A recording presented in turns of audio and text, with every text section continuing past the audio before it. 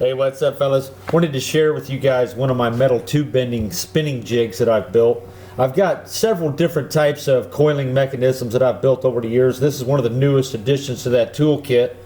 And essentially it's just two plates of metal put together that allows me to spin a pancake type coil, which then can be left as a pancake or can be pulled into a cone type coil. Now this tubing has been filled with water first using a special garden hose attachment and a set of valves, at which point I close off the water column in the tube once all the air has been purged, and I then connect a grease cert and a grease gun. I open the valve and pump about 1,000 psi of grease in there, and that enables you to use some extremely tight bends without having to worry about getting sand out of the tube or anything like that. Anybody who's ever done that knows how challenging it can actually be on a very long tube. So this is essentially it.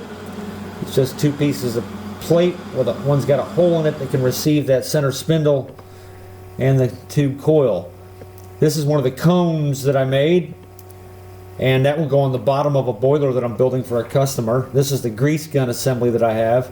You don't want to go over 1,000 psi's though, or you start breaking those brass fittings right there. They can't handle much more than that. They crack in half. So that's what we got. There it is, the coiling tubing jig.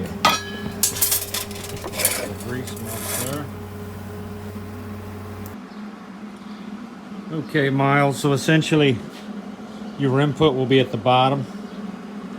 It will come up through these coils where it will go into the top here, and the discharge will be the bottom of this 3/8 coil right here. And that gives you a counterflow situation where the steam is ejecting towards the hottest portion of the burner. Counterflow configurations are the best for heat exchangers when the max temp, you don't got to worry about damaging anything like that or nothing.